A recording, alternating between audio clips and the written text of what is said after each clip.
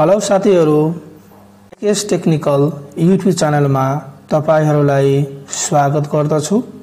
आजको यस भिडियो सेसनमा तपाईहरुलाई भ्रष्टाचार निवारण ऐन 2059 को बारेमा कुराकानी गर्नेछौं। तपाईहरु मेरो यस च्यानलमा नयाँ हुनुहुन्छ भने मेरो यस च्यानललाई सब्स्क्राइब गरी साइडमा रहेको बेल आइकनलाई पनि प्रेस गरिदिनु होला, ताकि आगामी समयमा आउने यस्तै खालका भिडियोहरुको नोटिफिकेसन नछुटोस्। र यो भिडियोको बारेमा राम्ररी बुझ्नको लागि यो भ्रष्टाचार निवारण ऐन सम्बन्धी भिडियोलाई एक सेकेन्ड पनि स्किप नगरिकन अन्त्यसम्म हेरिदिनु होला र तपाईको लभ सपोर्टको लागि मेरो यो भिडियोलाई लाइक, शेयर र यो भिडियो कस्तो लाग्यो कमेन्ट सेक्सनमा गएर कमेन्ट पनि गर्नु होला। ढिलो नगरिकन आजको यो टपिक स्टार्ट गरौं। आजको यो टपिकमा म तपाईहरुलाई नेपाल विद्युत प्राधिकरण सम्बन्धी जुन सिलेबसमा लेभल 5 को दिएको छ, जति कुरा हामीलाई काम लाग्ने हो त्यति कुरा मात्र बताउने छु। हामीलाई एक्स्ट्रा जानेर फाइदा छैन, किनभने यो धेरै कुरा हो, हामीले काम लाग्ने कुरा मात्र यस भिडियो सेसनमा तपाईहरुलाई बताउने छु। यो भ्रष्टाचार निवारण ऐन 59 है, यसको लाल मोहर र प्रकाशित मिति। यो भ्रष्टाचार निवारण ऐन 2059 कहिले प्रकाशन गरियो त? 2059 3 महिना 5 गते है, असार 5 गते 2059 असार 5 गतेको यो लाल मोहर प्रकाशन भयो। अब यो भिडियो रिलेटेड हामीलाई काम लाग्ने भनेको परिच्छेद 2 हो। यहाँ परिच्छेद 1 है। परिच्छेद 1 मा के छ भने प्रारम्भिक। यो परिच्छेद 1 मा हामीलाई संक्षिप्त नाम विस्तार प्रारम्भ योहरु हामीलाई त्यति पढ्न जरुरी रहेको छैन। हामीलाई जे काम लाग्ने हो त्यति कुरा मात्र तपाईलाई जानकारी गराउने छु। हामीलाई सबभन्दा बढी काम लाग्ने भनेको एक्जाममा सोधिने भनेको परिच्छेद 2 बाट हो। त्यो परिच्छेद 2 मा के रहेको छ यहाँ हेरौं। यो परिच्छेद 2 यसमा रहेको छ भ्रष्टाचारको कसुर र सजाय सम्बन्धी व्यवस्थाको बारेमा है। यो दफा 3 रिश्वत लिने दिनेलाई सजाय है। दफा 3 मा के उल्लेखित छ भने परिच्छेद 2 को दफा 3 मा रिश्वत लिने दिनेलाई सजाय र उपदफा 1 राष्ट्र सेवक वा राष्ट्र सेवक हुन लागेको कुनै व्यक्तिले, अब राष्ट्र सेवक भन्नाले गभर्नमेन्ट सर्भिसमा भएको मान्छेहरु है, वा हुन लागेको जुन लेसमा भएको छैन, नाम निस्किया छ, हुन लागेको कन्डिसनमा छ भने त्यस्तो व्यक्ति वा आफ्नो ओहदा वा सो सम्बन्धी कुनै काम गर्न, जुन ओहदामा हुनुहुन्छ त्यो सम्बन्धी कुनै काम गर्न वा गरिदिए बापत वा नगर्न वा नगरिदिए बापत, हेर्नुस् है, गरिदिए बापत पनि वा गर्न बापत, नगर्न बापत वा नगरिदिए बापत आफ्नो ओहदा वा सो सम्बन्धी कुनै काम गर्दा, आफ्नो ओहदा सम्बन्धी वा सो सम्बन्धी कुनै काम गर्दा व्यक्तिलाई मुलाहिजा वा अनिष्ट गर्न वा गराइदिए बापत वा नगर्न वा नगराइदिए बापत आफ्नो अरु कसैको नियमित रिश्वत लिएमा वा लिन मन्जुर गरेमा,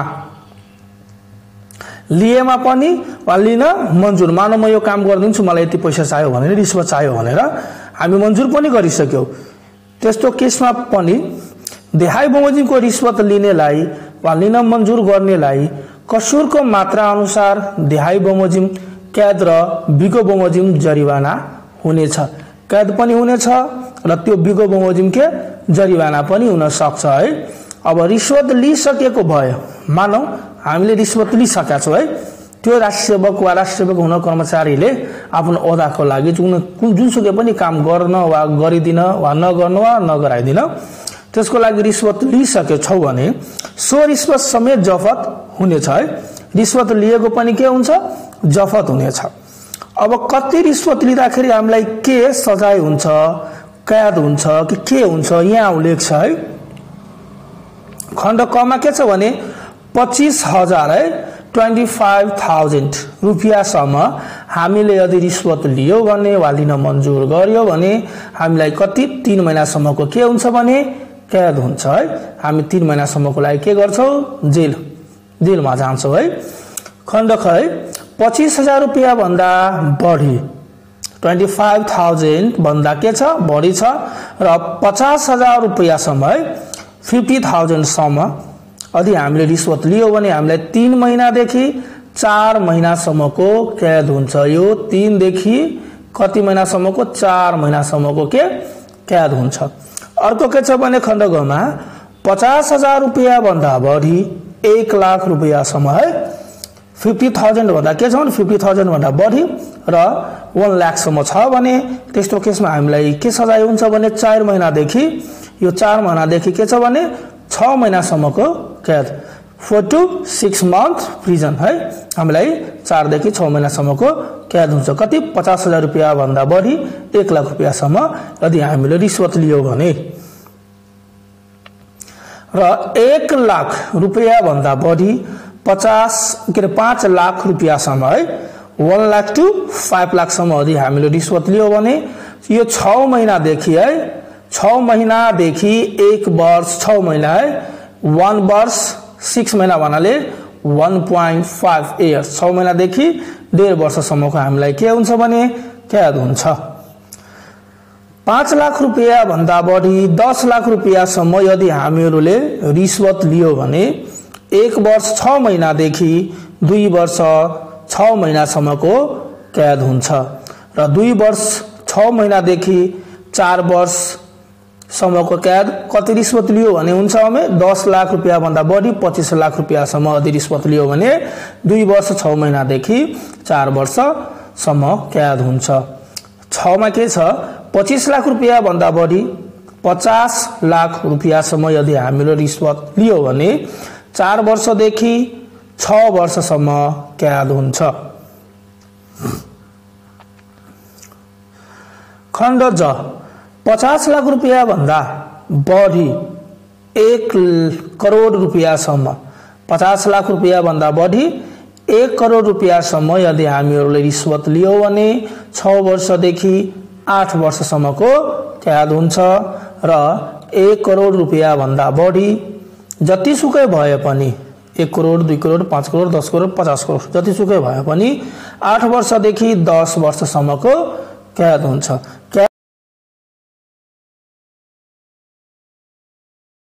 दफा 2 मा के छ भने उपदफा 2 मा राष्ट्र सेवक बाहेक अन्य व्यक्तिले कुनै राष्ट्र सेवकलाई निजको ओहदाको वा हैसियतको कुनै काम गराउन वा नगराउन मनाउने उद्देश्यले वा निजबाट गराउन वा नगराउन मनाइदिए बापत वा सो ओहदाको वा हैसियतको कुनै काम गर्दा कुनै व्यक्ति उपर मुलाहिजा वा अनिष्ट गर्ने वा नगर्ने मनाउने उद्देश्यले वा मुलाहिजा वा अनिष्ट गर्न वा नगर्न मनाइदिए बापत कुनै व्यक्तिबाट आफ्नो वा अरू कसैको निमित्त कुनै रिश्वत लिएमा वा लिन मन्जुर गरेमा निजलाई उपदफा 1 बमोजिमको सजाय गरी रिश्वत लिइसकेको भए सो रिश्वत समेत जफत गरिनेछ।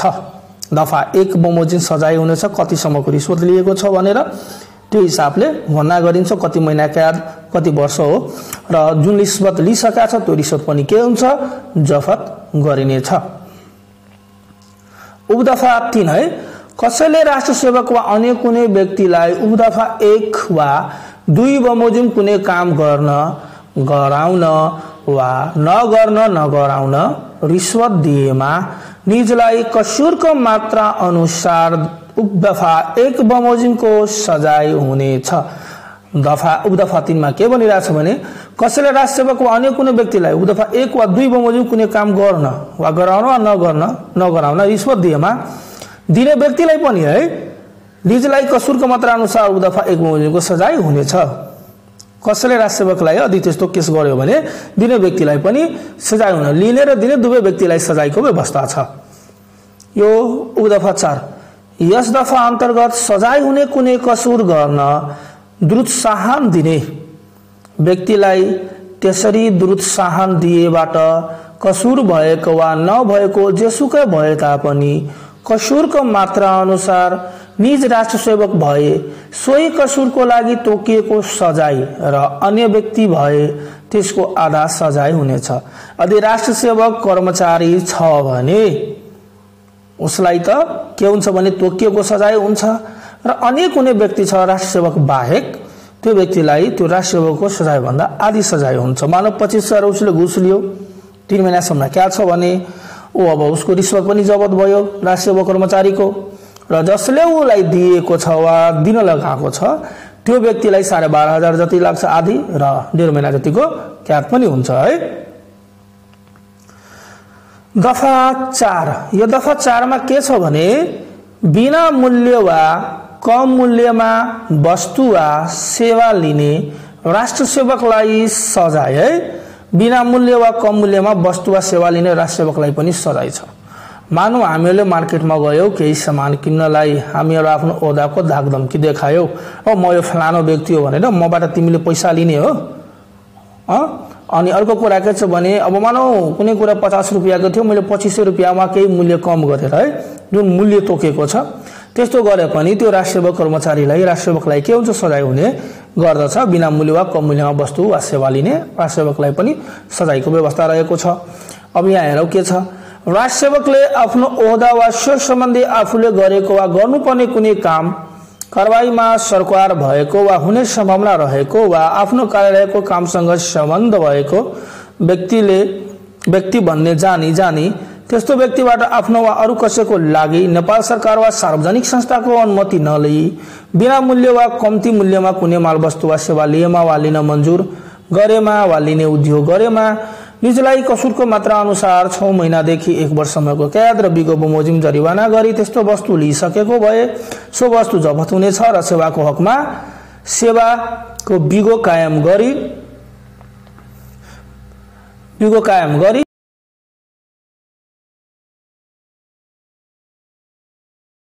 दफा 5 परिच्छेद 2 को दफा 5 मा के छ भने दान दातव्य उपहार वा चन्दा लिनेलाई पनि सजाय हो है।